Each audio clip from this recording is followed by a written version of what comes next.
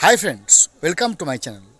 আমরা এবার দেখতে পাবো যে একজন ডিএ আন্দোলনকারী শ্রদ্ধেয় অনিরুদ্ধ ভট্টাচার্য মহোদয়, তিনি গভীর যন্ত্রণা এবং দুঃখে হাউমাউ করে কাঁদছেন। আমরা সবাই জানি একজন ডিএ আন্দোলনকারী 1 বছরের উপরে তিনি আন্দোলনের সঙ্গে যুক্ত আছেন, জড়িয়ে আছেন। এই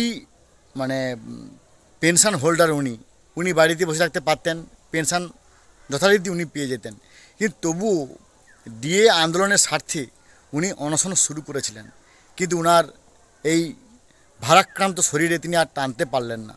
তিনার যে কান্না, সে কান্না, যন্ত্রণা, দুঃখ যে কোনো মানুষের মনে যে চোখের জলকে টেনে হিঁচড়ে নিয়ে আসবে, সেটা কিন্তু এক কথায় স্পষ্ট। আমরা দেখে নিই যে উনি জাস্ট কাঁদতে কাঁদতে কী কথাগুলো বলেছেন। শুরু করেছিলাম এবং আমি আপনাদের সকলের কাছে ক্ষমা প্রার্থী যে এই অনশন যেভাবে টেনে নেওয়ার দরকার ছিল, আমি শারীরিক কারণে এই 62 বছর বয়সে আমি আর সেটাকে টেনে নিয়ে যেতে পারলাম না। আপনারা আমাকে ক্ষমা করবেন, কিন্তু আমি লড়াইয়ে আছি। আপনি আবার সুস্থ হয়ে আসুন, সুস্থ হয়ে আসুন, আবার আপনাকে লাগবে কাজে। অনিরুদ্ধকে তো আমি বহুদিন ধরেই চিনি, 30 বছর ধরে আমাদের একসাথে সংসার চলছে। অনিরুদ্ধ খুবই একদম চরম মানসিকতার, স্ট্রং মানসিকতা, এবং যখনই যার যেখানে দরকার ও যায়, এবং আন্দোলন করবার ব্যাপারটাকে সেটা ছিনিমিনি খেলা নয়, ভীষণ সিরিয়াস। জীবনের আর 5টা কাজের সঙ্গে আন্দোলনটাও ওর কাছে একটা ভীষণই গুরুত্বপূর্ণ।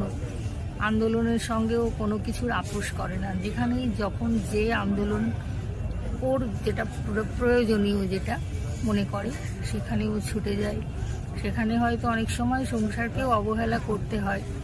আমার সাথে হয়তো সেখানে কখনো কখনো বাকবিতণ্ডাও লাগে, তবু স্বাভাবিক। আমি তো একটা সাধারণ মানসিকতার মানুষ, কিন্তু তবু সবসময় চিন্তা করি যে হাজার হাজার মানুষের পাশে ও যে দাঁড়িয়ে আছে, এটা অনেক বড় কাজ।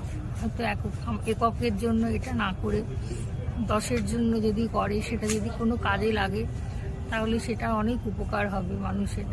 সংগ্রামী যৌথ মঞ্চ আজ 1 বছর ধরে যেটা করছে, শুধু উনি নন, এখানে ছোট ছোট ভাইরা বহুদিন ধরে এই একই কাজ করে চলছে। তাদের সবাইকে আমি ধন্যবাদ জানাচ্ছি, এবং তাদের জন্য আমি এটাই প্রার্থনা করছি যে তাদের কাজটা যেন সফল হয়, এবং মনে হয় সেটা সফল হবেই। আমরা শুনলাম, এরপরে যদি সরকারের টনক না নড়ে, সরকার যদি বুঝতে না পারে কোনটা ঠিক কোনটা ভুল, বোধ করি তাকে বোঝানোর দায়িত্ব সেই কবির মতো, রাজা তোর কাপড় কোথায়, সেটা কিন্তু সবার মাথায় আমাদের এই একটা লাইনই আসে।